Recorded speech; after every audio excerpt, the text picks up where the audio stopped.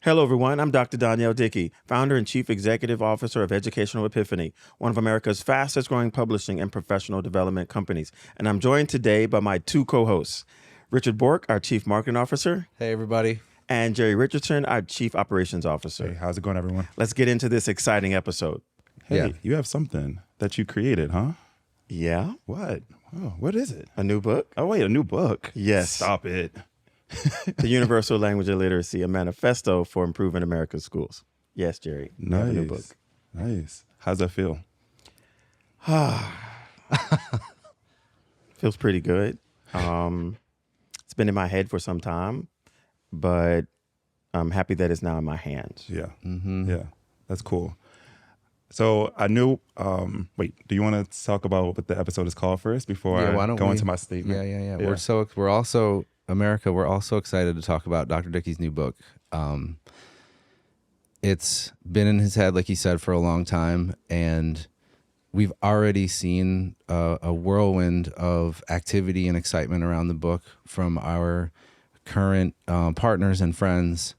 And we just left the Blue Ribbon Schools of Excellence conference, and we launched the book there, and there was just a great deal of excitement around his keynote and the content inside of this, what I like to refer to as a seminal text. We really know and have seen already the impact that this new work that Dr. Dickey has written is going to have in America's public schools, and hopefully as far as we can take it.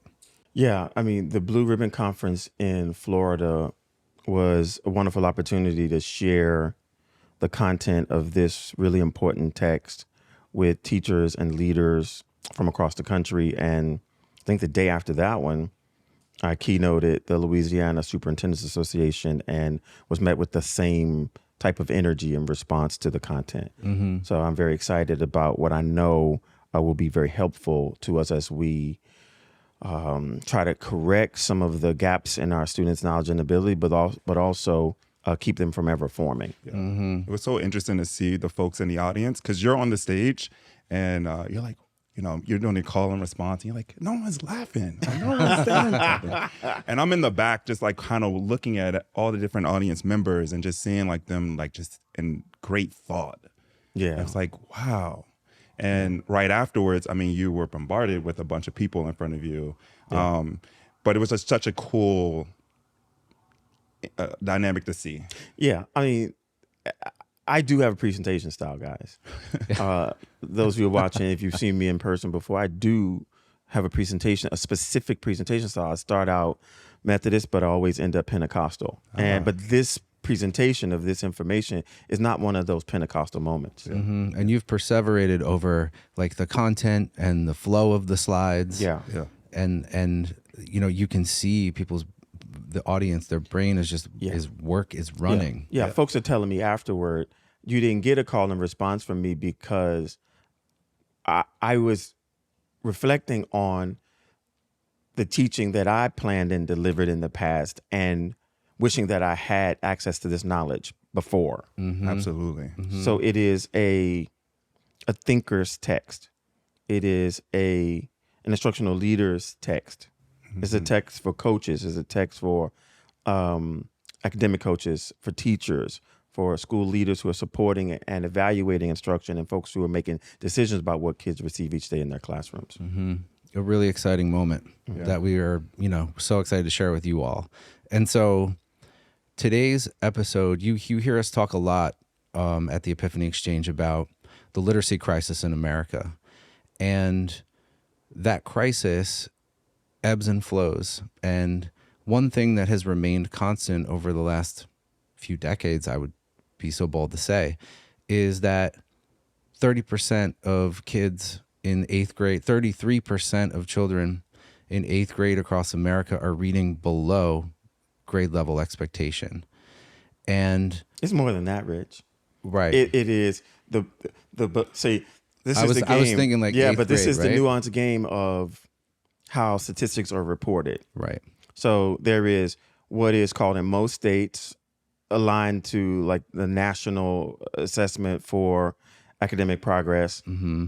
There's below basic and basic. Both of those are below the grade level expectation. Yes. So it's a game that's played in public ed. So Right. then so it doesn't look like what it really is. So then there's 35%, you're right, below basic, but then there's another 35% that are basic, which means both of those groups are below the grade level expectation. So 65, 70% of the nation's children are reading below the grade level expectation. Right. And that number hasn't changed. Has not. And so through this really exciting new text that you have written, The Universal Language of Literacy, a manifesto for transforming America's schools, we've named this episode Too Big to Fail. Yeah. And too big to fail is a big it's a big statement. There's a lot of layers to it. Yeah. I mean, when I think about the phrase too big to fail, I think about like banking institutions and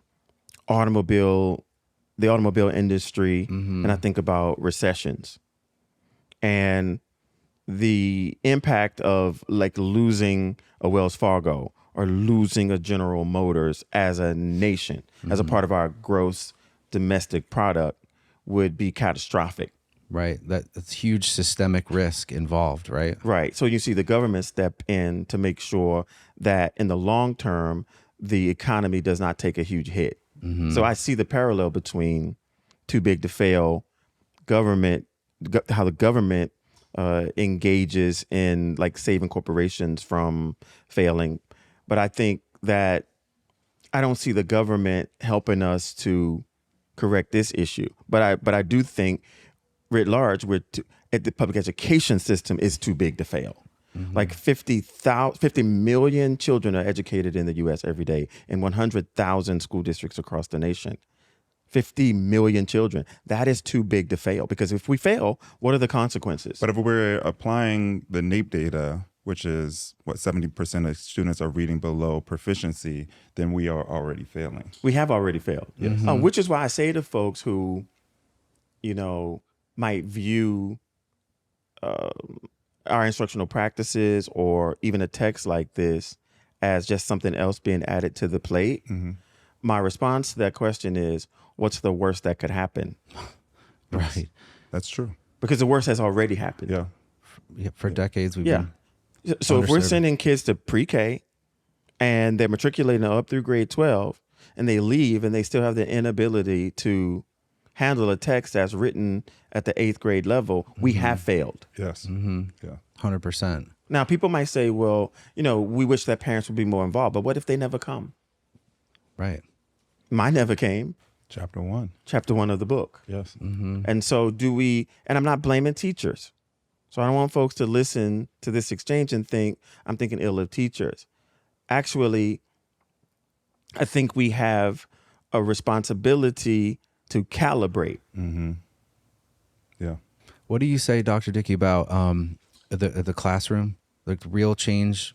Yeah, that if you want to make a school system better, we have to recognize the true unit of change. And the true unit of change, though important, is not the boardroom, it's the classroom. It is the classroom teacher's understanding of a finite number of concepts that cross grade levels and disciplines, and therefore makes a child literate when they understand them. Right.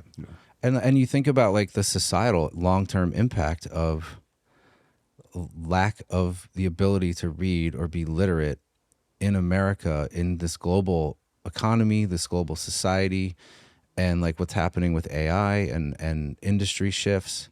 Like that has huge, like you talk about systemic risk. This Sure. And I'm going to come back to that, because I think I have to help folks who are watching or listening to separate reading, one's ability to read, from one's ability to demonstrate that they're literate. Yes. Okay? Because, yeah. yes, kids are not reading on grade level, but the assessment, whether it be a state level assessment or a national assessment, it's testing two things. It's testing reading ability and it's testing comprehension. Right. Those are two different things. Right. So this book is less about, quote, reading, which is I see letters on the page, I know what sounds to make, and I understand the words that I have pronounced. This is about once I have pronounced the letters on the page and understood them at the same rate, I use what I have read to think. Correct. And that is the nation's real issue, that we don't want to raise a generation of children in our schools who have the inability to think. Correct. Correct. Right? Yep. Yeah. It's so funny. I was just engaging with one of my friends and they were saying that, hey, like this person that we know, they said they don't have good cause and effect. They don't understand cause and effect. And so like that thinking aspect just goes beyond the text.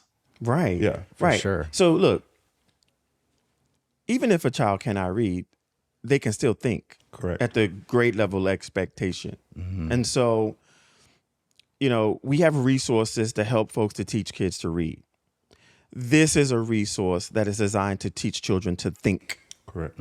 about what has been read to them before they can read and what they have read once they can read. So they can go up the pyramid of cognitive demand so that they can analyze a piece of text, so that they can summarize a piece of text, so that they can step back from the text after having read it and determine how it's structured by the author to fulfill his or her purpose for having written the text. Yeah. So Why the side, though? it's a lot. It's a lot to think about, right? it is. It's huge implications. And one of the things I love about the title of your book, Dr. Dickey, is that you chose to use the word manifesto. Yeah. And I would love for you to share a little bit about with us about how you came up with why did you use that word, and like what do you think, like a manifesto, right? It has a long standing history. I think it goes back to Marxism, if I'm not mistaken. Right. Right. And Yes. so this is not a Marxist text, guys, but I do borrow something from that age. And, manifestos were produced, from my understanding of history, to communicate very clearly a body of knowledge, an agenda, a set of expectations for how people might govern themselves. Like the call to action. Yeah. And so that's what this text is. It is a body of knowledge and a call to action associated with that body of knowledge. And manifestos have to be very clear. Right. And so because you want them to outlive you. Yes. And so I've written something that is bigger than myself. And so if you guys take a look at the table of contents when you get a copy of it, or if you guys will take a look at the table of contents with me, once I get past the introduction and set the purpose for having written the book, I outline a small number of concepts that kids have to understand with great clarity as early as kinder, like citing textual evidence. You're illiterate if you can't cite textual evidence. Yeah. If you cannot go into the text and use information from that text to support a response to a given prompt, even if the prompt is an internal prompt, like one asks oneself a question about what they read in the text. You're illiterate if you can't read a text and you cannot determine the main or central idea of it. Right. You're illiterate if you can't read a piece of text and draw an inference from it. Notice I didn't say you can't read. I'm saying you're illiterate. Right. You're illiterate if you cannot intake a piece of information or literary text, information in any discipline, right, or literary text in English, and summarize it free of personal opinions and judgments. Right. You're illiterate. You're illiterate. Yeah. You might be able to read, Right. but you're not literate. Right. Like you struggle to follow a series of events, right? Like you no, seriously, like if you are illiterate, That's a right? kindergarten concept. Right. Correct. You okay, so below basic, right? It's saying that students struggle to follow the order of events in a passage or to even summarize its main idea. Yeah, tell folks who you're quoting, Rich. So I'm quoting an article that's was recently posted in The Atlantic by an author, Idris Kaloun. and it speaks about how America is becoming more and more illiterate. Yeah. And he talks a lot about the NAEP data and the decades-long struggle Yeah. with underperformance. Yeah, and I've been crying out in the wilderness for as long as you've known me about children being illiterate. Right. Right. And so, in America, we've been going back and forth about whole language versus phonics. That's reading. This is literacy. So however you get to your ability to think about what you've read, fine. That's not my argument. Yes, kids should know the rules. That's phonics for what sounds a letter make when they hit the page in a certain combination. Right. Yes, kids should be able to make sense of words that are unfamiliar. That's phonics. That's the science of reading. Yeah. And yes, kids should be able to see patterns in language, and kids should be able to pick up a book and enjoy it.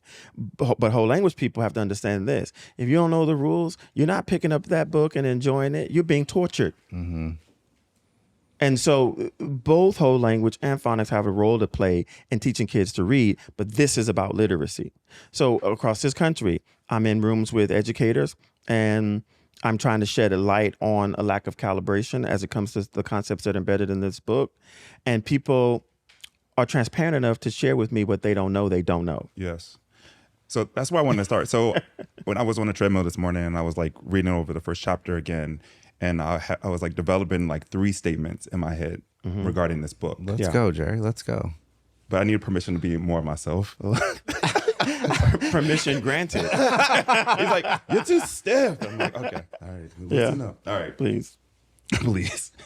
All right, so first statement, you really talk your stuff in this book.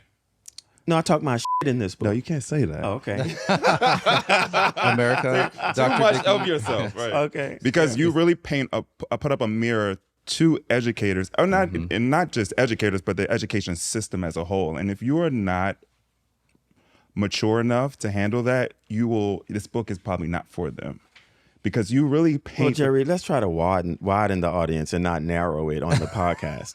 But go ahead. What's your point? Because it's really a mirror to what's happening in education and the solutions for it. That's how I took. That was my biggest takeaway from that piece. Right. So did you say pop my stuff? I said That's a pop culture reference. Yeah. Oh, I talked it. Yeah. Okay. Talk your stuff. Yeah, I really do like stick my chest out in this book. Yes.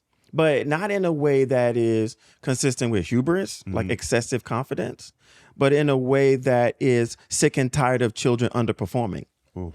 Sick and tired of being sick and tired. No, seriously. Yeah. Like I meet kids across this country who have the capacity to understand these literacy concepts, but they are subject to instruction that doesn't get them there. Yeah. And so I'm saying to folks who are, giving me enough honor, like, I don't know how to say it perfectly, but who are inviting me, graciously inviting me into their space. When you invite me in, please allow me to show you the truth. Yes. Yeah. But people have to have the willingness to want to hear the truth. Well, Jerry, I'm a hypocrite if I call myself a teacher and I don't want to be taught. I don't want to be taught sometimes. All right. Statement by second. Well, Jerry, I'm joking. Can I pick up just go for it. on what did you say? Oh, I'll talk your stuff. Talk your stuff. In the same way that folks need to allow themselves to be open enough to hear the truth from you when you're invited into their space, I see in this book that you also have opened yourself up to the world in the same way. For sure. And like I've read all of your, I've worked with you on the majority of these projects, and so I'm familiar with your manuscripts. Yeah. More so than most. And I think you've really opened up about who you are, where you come from, what you've seen in this country, and what you know works. Yeah. So I'll come. Let me say something else. And I'll come back to that right away. When I was a third grade teacher in Housing Projects of Baltimore, I only saw what was in my 4 walls. And so it is by design that the cover of this book has the map of the U.S. on it. Because I have been in just about every state bringing light to the fact that Good-willed people are doing the best they can with what they have and what they know. Yes. Yep. And yet that is not enough, right? That data you mentioned from the National Center for Edge Statistics, the data are not saying that our children are incapable. The data are saying that there's something inconsistent in how children are being served.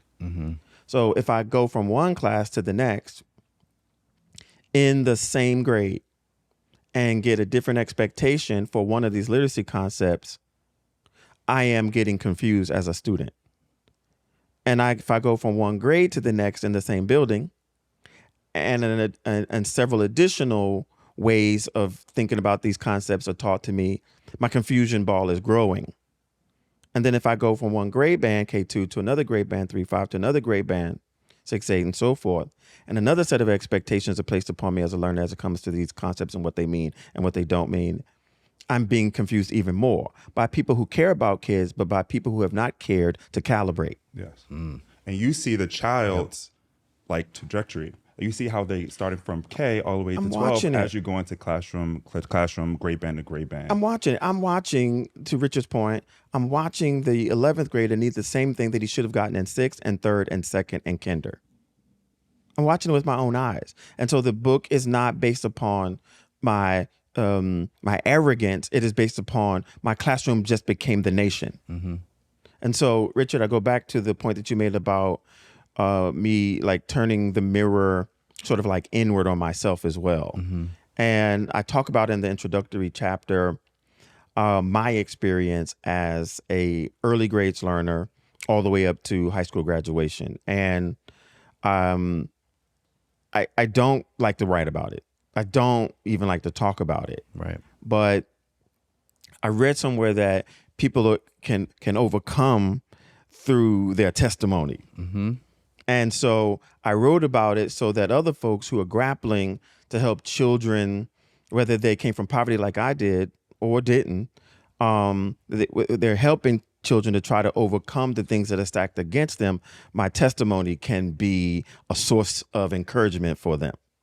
Yeah. And I sought to humanize myself because people meet me and they don't think I'm a human. And so I didn't just get in this chair by accident. Right. Yeah, I remember you giving us the first few pages of the book and you sort of everyone to read it. And I was like, you can't put this in.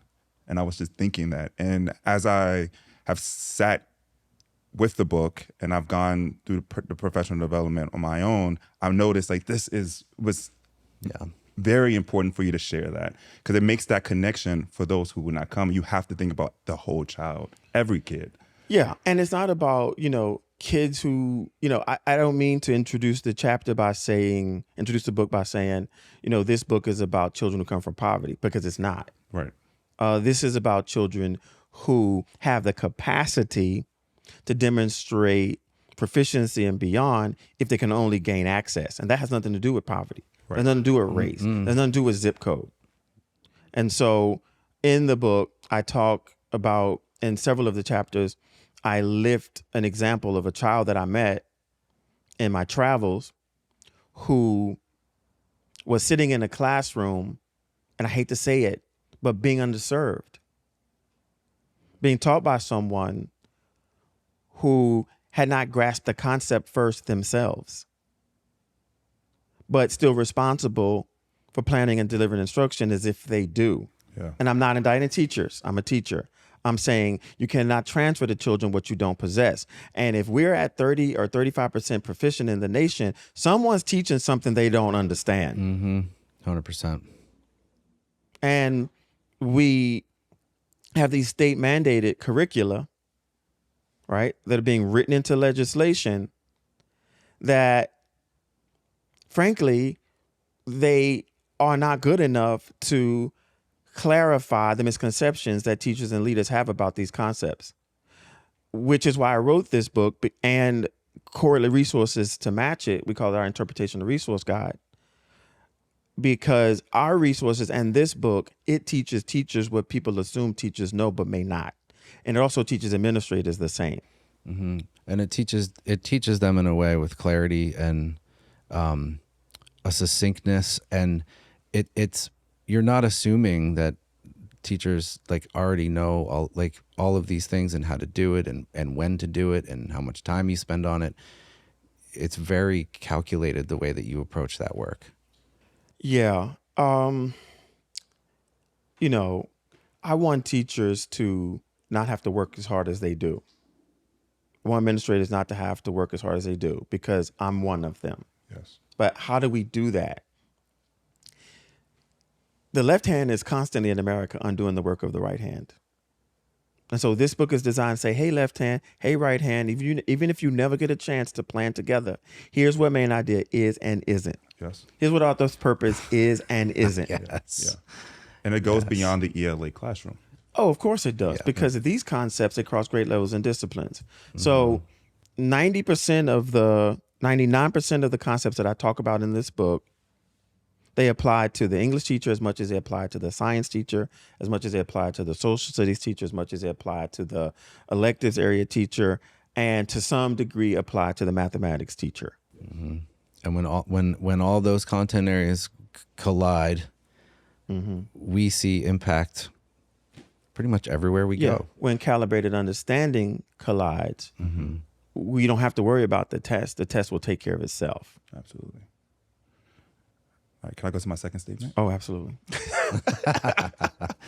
Jerry's treadmill thoughts. I know my treadmill thoughts. Love this. All right, my second one is to apologize to Dr. Dickey. This book is a hit, mainly because... Who's apologizing to me? I'm going to apologize to you. Oh, okay. Because when you first brought this idea, you bring this many ideas to the team, and I told you, I said, how are you going to write a whole chapter on citing textual evidence?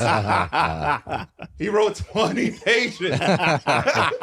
So it's possible. Yeah. But within the chapter, it is the reality of what's happening in schools, it's clarity, it's cross-disciplinary imperatives, and then also it's including real students' experiences with those concepts. Yeah. And so I'm like, I really owe him an apology, because this book, it's already flying through our inventory now. You mean it's flying off the shelf? Flying off the shelves, Yeah. yes. But it's just, it is a hit, and it is what we need in our educational system. Well, if you ask me, I think it's timeless. Yeah. So you ever buy something and you're like, man, I'm going to wear this 1 year or one summer and it's over. I'm going to donate it. Like most of the things that... Okay. I was waiting for that. I saw that coming. No. So when I conceived it, I thought of it as... Poor Jerry. My clothes? Timeless. I thought of it as something that I would see on every teacher's desk. Yeah. Irrespective of grade level, irrespective of discipline, irrespective of region. Yes. Yeah. And you're right, those 20 pages, they come from a myriad of experiences in classrooms doing demonstration lessons. And even as the chief academic officer of the school district of Philadelphia, the nation's 8th largest school district. In my time there as a CAO, I spent most of my time in classrooms. Because I was helping folks to uncover the discrepancies, not only in their thinking about concepts, not bad people, wonderful people love Philly. Same in Atlanta happened. Helping them to, because you can't go into a place and make assumptions about what people know and don't know. But when you see it in real time, you see it in the anchor charts. You see it in the gradual release of responsibility. You see discrepancies of understanding inside of the graphic organizers they might be using to help kids to demonstrate understanding of the concepts. So I spent my time in classrooms so I could assess the extent to which it was students not being motivated, lack of parental involvement, a lack of adequate resources, or was it a body of knowledge that had not yet infiltrated the lexicon folks who are planning, delivering, and assessing instruction. Yeah. And what did I find readily? Like I find most places I go, it is not children. It is not parental engagement. It is calibration. I don't know how to say it differently or better. Yeah. I mean, part of the process of getting this book out with you, Dr. Dickey, the one thing I really enjoyed was when you would leave a PD, no matter where you were, right? You be in California, you be in Arkansas, you be in Wisconsin, and we would be on a chapter, and you would say to me, Rich, oh my God, I saw calibration happen in this. I was doing a demonstration lesson, and we had this aha moment here.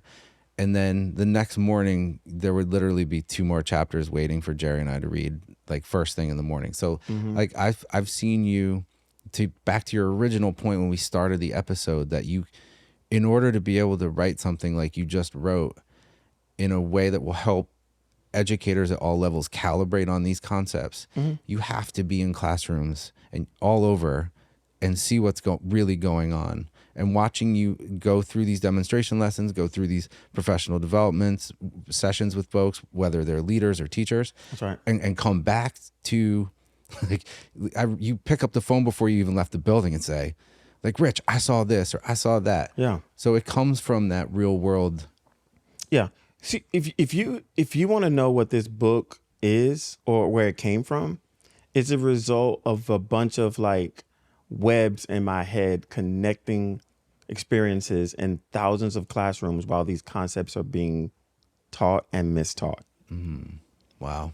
So, for example, I did call you once after doing a demonstration lesson in California. Yeah. And I was teaching a group of 6th graders how to determine central idea of a text. And when I walked in the classroom with the principal Quintanar, awesome principal, Oh, God. they demonstrated the most significant gains in their district after 8 months of working with us. And the content of this book was a part of that school improvement process. So I walk into the classroom with her, and the kids say, "Are you our sub?"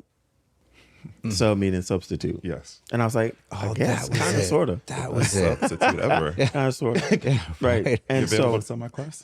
right. And they were ready to learn. Like, they perked up Right. when they saw the sub. So I was like, yeah, I'm going to teach you guys for a few minutes. Yeah.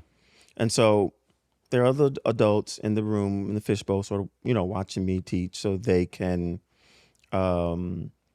assess the quality of my pedagogy and my content knowledge. Principal stays with me. And we start to deal with the language that's inside of the standard. And the language inside of the standard is central idea, summarizing key details. So we're going to be identifying key details so we can determine the central idea of the text and summarize the distinctive personal opinions and judgments. So I asked the 6th graders, you guys know what key details are? And they're like, yeah. You know what central idea is? They're like, oh, sure, yeah. You know what it means to summarize something with an understanding of central idea? And like, oh, yeah, we do that all the time. We got it. So then I said, well, then y'all prove it to me. So then I do what I do classically, and we do at Educational Epiphany. We gave them a worksheet to tell me their first thought about each of those terms. Yep. And with each term, I asked them to write down what they thought it meant. I didn't call on kids to say it verbally because they hide behind each other. I call on an individual kid. I required each individual kid to write what they thought the terms meant. They wrote what they thought they meant, and each time they were wrong. Yes. Wow. So imagine kids getting to an end of grade and end of course assessment, and their thoughts concerning the language of the standard or of the question to gauge their degree of literacy. Yep. Degree of literateness, probably not a word, but you know what I mean, that they have a misunderstanding of those concepts. So I developed an understanding of each of those concepts. Hey guys, central idea. It's the same thing as something. In the room went quiet. If you read an informational text, it's the same as main idea. And I'm like, oh, why didn't people tell us that? Okay, and central idea informational is not the same as central idea literary. Central idea informational is like main idea, but central idea literary is like theme. So I just had an elegant conversation with kids about language, and then we went about doing the work of determining the central idea of a text and summarizing it without including personal opinions and judgments. And so my time expired, and I said to them, hey guys, well, my time is up. If I were your teacher tomorrow, this is what we'd be doing. And so as soon as I finished the statement, my time was up, a Latinx student, she said, sir, I said, yes. And she said, Don't leave. I was just locked in. Locked in. Which means what? Like focused, excited, engaged. Her Like, understanding is Understanding. Yeah, it's been Yeah. clarified. Like fully understanding what is being asked of her academically. like I get it now. Yeah. Right. Because that student has probably heard those terms over and over and over again. And in their mind, I know it because I've do it. You've seen it before. I've seen it before. But have you understood it? Correct. I was in New York recently, in Brooklyn, Bed-Stuy. Brooklyn. Yeah. Is this you loosening up? Yeah, this It doesn't go over well. over. No, Yeah, but I was over there where Lil Kim is from. You know, put your lighters up, Bed-Stuy. Yeah, and the principal and all the APs and I were going from classroom to classroom, and we were in and out of the ELA classroom, social studies, science, and seeing the extent to which the universal language of literacy met us there. And there were varying degrees of coherence. But this school has seen tremendous progress. When I met them, they were almost 0% proficient. I think 8% proficient. In math, they're now 100%. Is that right? And ELA, they're like 80 some odd percent proficient. Wow. And so they're doing the work. Dramatic gains. They're doing Yes. the work. Yeah. Well, let me ask you something. So let's say, a principal purchase this book for everyone in their school building. Yeah. What's the protocol to ensure that everyone in their building is calibrated on each concept? Okay, I'll answer that, but do you mind if I finish? Because I was No, talking go about for New York, it. I didn't get to. I'm sorry. Okay, so, but it'll be quick, I promise. I'll answer your pre-prepared question. Put your lighters up. One of the APs said, some of our kids aren't retaining. He said, I literally teach them an after-school program. And so because they're all hands on deck. So one of the APs teaches an after-school program. So he said, some of them, they don't retain it. I said, can I say something because I'm talking about this mirror you say that I put up in the book. I say, do you mind if I say something that's not intended to be like short-sighted, disrespectful, rude, or anything? He said, sure, I want to learn. I said to him, are you sure that he said, they don't retain. I said, are you sure they ever had it Yeah. to retain it? Right. What did he say? He said, he said, oh my God, you're exactly right. He said, because we're in a hurry to get to the end of the curriculum guide, but we're not in a hurry to ensure that they fully understand. Yes. Right. And there's so much nuance. Like when you were just talking about that demo lesson and how you ask kids like what their understanding of central idea means, but you were asking them individually instead of as a whole, because if they say it verbally, they help each other out. Like there's such like an elegant nuance to how, I don't want to sound braggadocious, but how we do our work here at Educational Epiphany that helps that moment to happen less often, where you're in a room with leadership and they say kids aren't retaining the information, and you say maybe they ever have it. I think there is a nuance and an elegance to how that work takes place under our framework. Yeah. I mean, I had a teacher in Georgia say to me in an open setting, all the teachers were in the same room, same time. I think we're in like a multipurpose room. He said, sir, do you mind repeating what you just said about that concept? Because I have to teach it next week and I'm not quite sure I understand it. Yep. That's how powerful this book is. We were in Florida recently and an instructional coach approached me after my keynote and she said, this will be the Bible for my professional learning community. Because I knew I needed something like this, but it didn't exist. So when I heard you speak about it, I had to go leaf through a copy of the book, and I saw for myself this is exactly what's going to help me when I get back to the teachers that I care about deeply in the community I care about deeply. So Jerry, your question's about protocol. Yeah. So we have this book in our building. Now, how do I get everyone to then be calibrated on that understanding of each of those concepts? Okay, so for me, I think it is a quick look at the table of contents. So a quick look at the table of contents as an ELA teacher, Okay. a quick look at it as a science teacher, a quick look at it as a social studies teacher, and so forth. Why? So I can see my content through it. As an English teacher, this is what I teach. Besides, parts of speech and punctuation, right? Yes. And getting kids to write. Yes. As a social studies teacher, this is what I should weave into my social studies content. Right? Don't I want kids to draw inferences from a historical text? Yes. But what is my understanding of inferences as a social studies teacher versus the English teacher's understanding of inferences? Should, if I'm a science teacher, don't I want kids to read a piece of text Yes. on, cellular division and summarize it? I do. Okay, so the protocol for me would be determine what standard I'm getting ready to teach and consider whether any of these concepts have natural interplay. Because they do. Yes. Don't force it, Don't force it. right? Like a concept a week or a concept a month. Well, if you ask me, that's big government. I Okay. think government should be small in this case, I got it. right? So when you make it that rigid, there are unintended consequences for teachers Okay. who will be frustrated by something that has a good intention, but it doesn't match what they're trying to accomplish in that moment. So don't make it a government. Correct. It is, I'm going to be teaching in an art class about,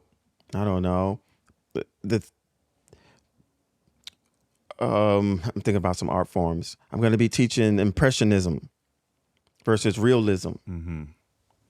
Could I not weave that into author's argument? Yes. Like, which of these art forms has had the most impact on postmodern art? So I need to know what an argument is in the same way that an English teacher knows what an argument is. It's a claim, a counterclaim, and reasons and evidence support the claim. So bringing our team together at the planning table, Right. looking ahead at the standards that's coming up, and then going into the book. Yeah, and redlining it. Okay. Because a redlining of it will, if folks are honest, and I typically meet folks who are okay with having a revelation and sharing the impact of that revelation on their own understanding and the subsequent ability to plan and deliver instruction that's considered quality. Correct. So it is a redlining of it, because in each chapter I introduce the concept and then I talk about the significance of the concept. Then I talk about some of the concepts that underlie the concept, because if you're going to teach kids about central idea, you have to teach them about key details. I was just going to say that. Yes. If you're going to teach kids about go back to the table of contents. If you're going to teach kids about point of view, they have to know that there are two types. The adults have to know there are two types of point of view. If you're going to teach kids about text structures, they have to know that they come in pairs, and those pairs should be taught up against each other because they only have a nuanced difference. Yes. And so in redlining the text, the reader will understand the concept both broadly and deeply. Yes. Yes. Yeah, and Jerry, I'm gonna hope you don't mind. No, go. I would like to, in line with what you guys were just talking about in this protocol, at the end of the book, Doc, you say, to that end, I offer this text not merely as scholarship, but as a catalyst, one intended to reshape discourse, reimagine practice, which I think is what you guys are talking about, right? This protocol, you're, in a way, you're offering folks an opportunity to reimagine things and have an open dialogue and discourse amongst yourselves as leaders to develop ways and systems to put this work into place. Yeah, look, you ever been in a tough place where you needed to say something, but you also needed to be diplomatic, Yes. right? Yeah. And so I needed to say the something. time. Jerry, have you, right? Like Every day. Yeah. it's Yes. So I've needed to say something for a decade. I have said it. Right. But I've done my best to say it in a way that's diplomatic. Right. So, look, when I do walkthroughs across this country, I zoom in on what's happening for kids and what's not happening for them in the classroom. So I need 5 minutes in the classroom, and I can show you da-da. There's an anchor chart in the classroom that demonstrates the educator's misunderstanding of one of these concepts. There is a teacher resource that they're being required to use with fidelity that is pointing the teacher in the wrong direction. There is an instructional coach who needs coaching. Y'all with me? Yeah. So there are things I have to say, but I have to Right. say them in a way that doesn't turn people off. Correct. And who's the beneficiary of all of this confusion? Kids. It's Right. 70%. And people want to blame them. It's Right. not their fault. There's a great deal of confusion between the boardroom and the classroom. Yes. And the true agent of change is the classroom. The true change agent in schools, when we are mature enough to be taught, is the teacher. That's powerful. Jerry, why do you breathe hard? And why are you breathing hard on that? No reason. No, you are. No, I think because, that's true. And that's why I go back to that first statement that this is a mirror. And so it's important for people to reflect on their own practices, their own approaches, and how am I delivering instruction, and are we all calibrated? Yes. Yeah. And are we willing to check ego at the door? Right. Yes, which is hard. Because I don't know what I don't know, y'all. Right. Right. And so, but I think, my family, my biological family, they think I know everything just because I know a few things. So they think I can go on Jeopardy and win. I might play second, but I don't see myself winning. I just Right? heard the Jeopardy song in my head. It was weird. Right. But the point is that as educators, we have to check our egos at the door and allow ourselves to be taught, because we naturally have different understandings of the same concepts. I understand. Right. And that takes me back to my point about what I love about this book and your approach to the writing, the process of the writing of the book. Yeah. Which is you're saying, my interpretation is that, and in life in general, you have to be a certain amount of vulnerable to learn something new and to break new ground, whether it's personally or professionally. And your vulnerability and how you stylistically wrote this text, how you opened up about your own personal experiences, and how you share your work in these thousands of classrooms. I think you're setting the example. You're setting the tone. I did try to lead by example, because I'm not an open person. Like, I've known people for decades and they don't know me because I didn't let them. Right. And that comes from trauma. Right. And so, people don't just walk into my space and walk into my life and know Donyall. Right. You can know Dr. Dickey. Right. So that's trauma. So my trauma says, hold out a stiff arm and don't let everybody into your space, because the people you are supposed to be able to trust, they're going to hurt you. And so I led by example by saying, let me let y'all in on some hurt. Let me let y'all in on some things that I've been through, so that you would be more inclined to see that I'm in the human condition with you. Love that. None of us are exempt from the human condition. No. So I can be vulnerable. Readers of this book can be vulnerable and say, well, I didn't know that. Yes. Now let's go help Yes. children. Yes. All right. So this was my last statement I had on the thread. Okay. Okay. We're going back to it. It was, Can't what wait. in the heck? All right. So you guys wrote this book fairly quickly. Although, But when you say you guys, clear that up. okay, Dr. Dickey wrote this book. I didn't write anything. Dr. Dickey wrote this book. I wrote a timeline, However, a schedule. so we come together as a team. So we Yeah. have designers, Yeah. copy editors, yourself as the writer. And so we're coming together with timelines, and you guys are saying, yeah, let's have it ready for December. And I'm like, guys, no. And you're like, and Rich is like, sure, Jer, let's do it. And I'm like, no, we have to go to California. We have to go here. We have to go to Toronto. And we have ambassadors. Like, we don't have, like, we can't, like, let's expand the timeline, because I worry about everyone. And I worry about you in particular, because I want to make sure that you're healthy and well enough Oh, you're so kind. Thank you, Jerry. to lead me. Yes. Yes. Yes. But- you do need leadership. I do. I do. But just to think how you guys have the team, and including yourself as the lead, like as a writer, you guys took this all of this knowledge inside of your head and you put it down, and it's designed exactly how you wanted it in your head. Like, I think you were like, team, I want it to look like this. And everyone's like, how do we get it to look like this? And so, yeah, it's just amazing. Well, I would say this to you. When I met Richard, I don't know, 2017, I think it was, I talked about this book. Mm-hmm. I remember. Mm-hmm.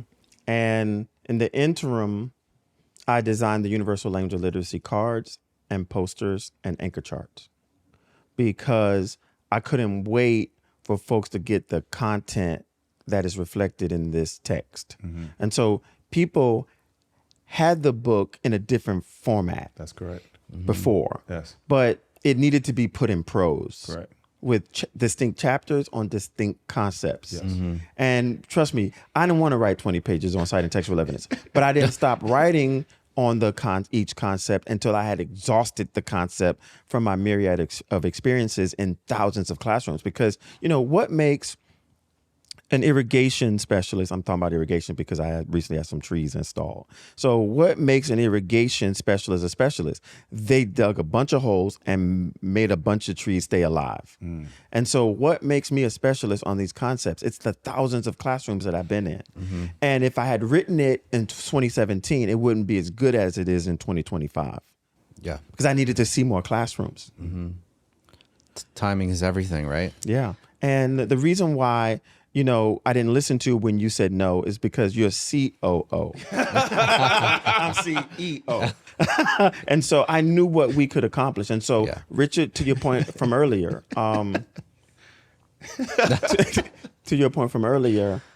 I was inspired by what I saw in classrooms. I was inspired by teachers who mean well by children. Mm-hmm. I was inspired by principals who are they're beating their heads against the wall trying to figure out what can I do to get kids to achieve because the world is waiting to take advantage of them if they're illiterate. I was inspired by superintendents and academic officers who call and reach out on a regular and say to me, what can we do? We have these long-standing gaps in student ability. Right. What can we do? And so I didn't want to produce something that wasn't fully useful in their pursuits. Right. Locked in. Achieved. Mm-hmm. Right. And Jerry, about what you said before about like pushing the book out, we always dream big here. Yes. At Education Epiphany, like we don't put like walls around a project. We always try to think big and dream big. And if it's a tight timeline and a non-traditional timeline or a different type of process, we're nimble because our goal is to meet what the need is in those classrooms. Yeah. And like when I see that fire in your eye about a project, Doc, I know like, all right, it's on. I won't sleep. We're doing this You thing. did not and sleep. so I ain't sleep. Yeah. The excitement was there. You would call me in the morning, 7 a.m. Jerry, I sent you a chapter. Read it. Read it out loud. Yeah. And Are you asleep? yeah. Or Jerry, Richard read the chapter this morning. Where were you? Yeah, and Richard likes to read it out loud. I love a good read aloud. Yeah, but Jerry has issues with phonics, so he doesn't like to read out loud. Richard, I mean, Jerry, to some degree, you all encouraged me to keep going, because I was putting out a chapter sometimes a day. Oh, yeah. And then, but I set a timeline and I stuck to the timeline, and then worked with a group of wonderful people. Liana, Liana Chris, Zamora, Chris Freyer, yep. Titus Thomas, our illustrator, Clem, yep. and Lisa, and Pierre in Canada, who helped us to get it in our hands. Yeah. And so there's a lot that goes on behind the scenes to get my thoughts out of my head and into the hands of people who are closest to the process of promoting school improvement and student achievement. Mm-hmm. And so I think I'd be remiss if I did not just speak to one caveat that's in the book. Yes. Please. All right. So ever so many chapters, I think maybe about out of the 15 or so chapters, maybe about 6 or 7, I recall an interaction with children. Mm-hmm. And use that interaction to illustrate for folks the capacity of our nation's children. So we are not our test scores, right? Yeah. Because a test is only one way to judge whether or not, students have been taught and served well. And so I was in a classroom with a group of high schoolers. And I had been working with this school district for about a year or two, and I'd helped some of their lowest performing schools make the most significant gains. In fact, I was working with an entire feeder pattern. So I was working with the high school, and middle school, and the elementary schools that fed into the middle school, which is wonderful for children so they can see consistency, and for the community so that it can live up to its capacity, right? So, are you okay, Jerry? Yes, sorry. All right.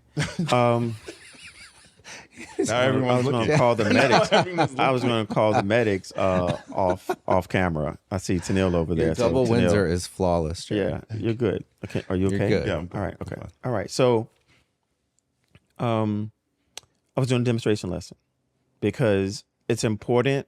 I've said it before. I'll say it again. It's important for teachers to have, expectations or good practice, best practice modeled for them. Because people sometimes they sit in an ivory tower and, describe, tell people what they should do. But a good leader models the way. You alluded to that before. I think a good leader says, let me show you what's best for kids. Because, teaching kids is not what it used to be. No. It's difficult. There are complex and various needs. And so I always put my money where my mouth is. And so I said, y'all give me a group of kids and the things we've been working on here at the high school. And by the way, that high school demonstrated the most significant gains in their state. Okay. I'm not surprised. Yeah. So they brought me a group of kids. So the kids, they file into the room. And I noticed after a few minutes, there are no girls coming in, they're all boys. So I was like, maybe this is a unique, group of kids. Maybe no girls signed up for the class. I don't know. So they bring me the boys. And so the boys file in. And what they didn't tell me at the time is that each of these kids had just been released from a juvenile detention center. Oh, wow. So they're basically 10th, 11th grade with a history of, behaving in ways in public settings that don't, meet the bar. 15, 16 years old. Yeah. Oof. Yeah. So, but it doesn't matter. It didn't matter to me Right. who they were or where they just came from. I'm going to teach them. Right. So, but I think it was, you talk all of that stuff about teaching any kid. We're just going to give you any kid. In fact, but that's the best kid to give me. That's the best group to give me. Right. So they file in and I say to the guys, what's up, fellas? And they're like, oh, yeah, what's up? I said, well, I'm going to teach you today how to draw inferences. But we're going to be drawing inferences from a really complex text. And they're like, well, let's do it. So I said to them, hey, guys, do me a favor. Jot down on this worksheet right here what an inference is to you. And I said, don't you dare worry about being wrong. Just tell me what you think. And each of the 15 jotted down something that was close but not correct. So I said, well, some of you are correct. Let me help you be more correct. Some of you are incorrect. Let me help you be correct. So we talked about what an inference is and what an inference isn't. Because most of them have written educated guess. Why? Because an adult told them that. Right. They heard that somewhere. Yeah. And they heard it consistently. Yep. But it's actually a logical assumption that's based upon information from the text combined with one's prior knowledge and experience. And inferences don't have to be true. They just have to be logical. Right. And their teachers had been teaching educated guess from programs that were purchased. Yep. You with me? Oh, yeah. So there's some fat cat, benefiting from this resource being sold into that district and teachers being told to use it with fidelity. No, but it's not worthy of fidelity. Yep. All this is rolling in my head. Right. In that moment. So it's not their fault. Okay. So then I cleared up their understanding of inference. I was like, oh, okay. Wow. Okay. So then I use myself. Y'all make an inference about me. I said, but y'all be nice. Cause high school kids, they can rip you up. Yeah, sure. All right. So they made appropriate inferences. Everyone. Yeah. They made appropriate inferences. And so then I had a kid stand up I said, y'all, let's make an inference about him. And the kid was like towering. So I said, my inference is that he plays basketball. And they all burst out laughing, right? And one of the kids said, you must have never seen him on the court. Right? Because he was saying, though he's tall, he's not good at basketball. I said, but it doesn't have to be true. I said, y'all are helping me. It doesn't have to be true. It's just got to be logical. So why am I making this inference about him? Because of his height. Okay? And because of his reach, his span. And so then we got to the text. And guess what we were reading? A text from 1862 or 3, Gettysburg Address. 271 word speech. And so here's what I said to them. I said, y'all do me a favor. Highlight any word in the first paragraph you don't know. It's only 4 paragraphs. And so they went about highlighting. And then we talked about each of the words that would have given them trouble. Because remember, this book is about literacy. But I had to make sure they could read the text so they could demonstrate that they were literate. So we talked about each of the unfamiliar words in the text. Most of them found the same words to be unfamiliar, which means I brought them up to the text. I did not look for a text. I did not bring the text down to them. I brought them up to the text. I did not look for a more simple text. I brought them up to a really complex text. We read the text, and guess what they were able to do with that text written a very long time ago?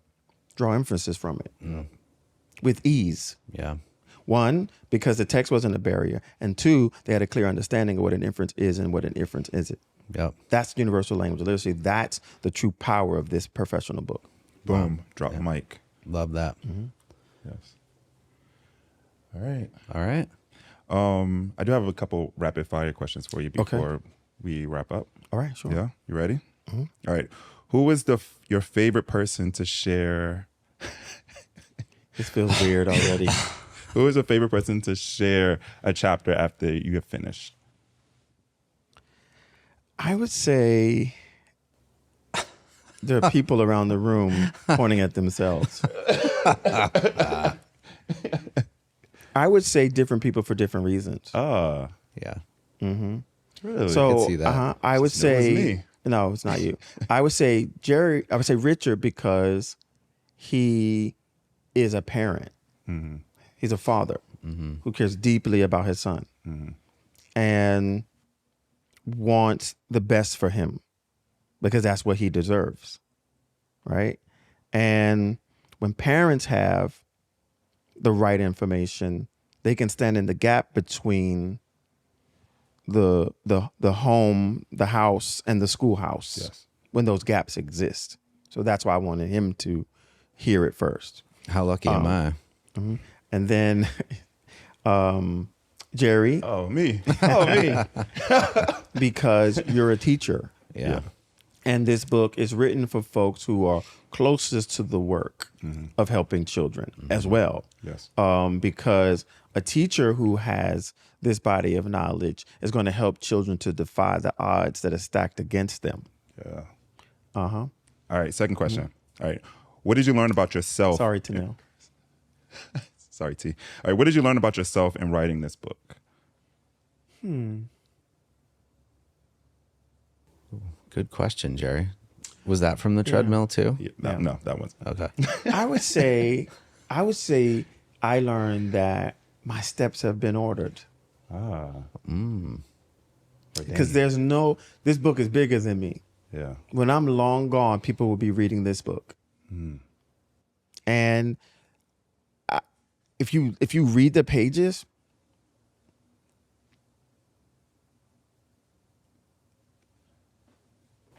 Yeah. I love that. All right. yeah. I feel like you talked about a lot of these, but the last one is this book is dedicated to your grandmother. What do you think she would say about it? I'm about to get you. Yes. Wow, Jerry. Get him. Yep, there it goes. I mean, I will say this our editors, our whole team, when they saw that first page, they all cried. I mean, the beauty of like even starting it off and showing the support that she provided to you. Right.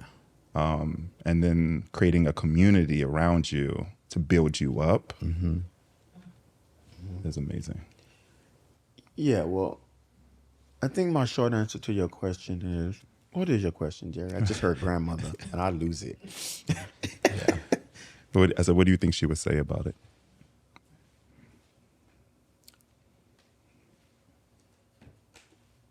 I think she would say, I knew all along Yeah. that something this great was inside of you. Mm-hmm.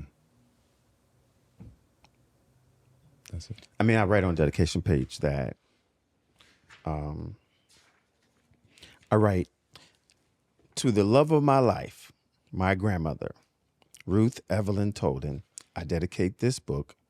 You saw me before I could see myself. Yes. It's amazing. Yeah. All right. I was gonna have you read something from the book, but maybe we toss it. We'll do that Jerry, later. I'm going to get you in this. Yeah, Jerry, you gonna pay Episode for is- that? that one last. You For gonna the pay record. for that? No. No, but congratulations, Doc. Yeah, congratulations. This is a manifesto, and I can speak from my personal experience. It's been an absolute honor to be a part of this project. Absolutely. I appreciate it. Yeah. I don't know how to talk about it differently than we have already. Yeah. I just think people have to pick it up and read it. I agree. It's a good read. Yeah. And you'll learn something. Jeez. All right. Richard has given me a card I'm supposed to read from. Thank God I have this card in this moment. And this mic. Thank you, everybody, for tuning in. We greatly appreciate your ongoing support. To stay connected and to learn about our work around the nation, please follow us on all social media channels at Ed Epiphany. And I would be personally honored, I think we'd all be honored, if you would subscribe to our podcast entitled The Epiphany Exchange. You can find it on YouTube, Spotify, and Apple Podcasts. And we also would like for you to visit our website, educationalepiphany.com, to explore our wide range of professional offerings and instructional materials. Lastly, all links are available in the episode description. Thanks, everybody, for tuning in. We'll see you next time. Thanks, Thank everybody. us. Yay. Oh, the book. Oh, we're supposed to show the book? I don't know. No, we don't Did have we to. ever Okay, we don't have Hey.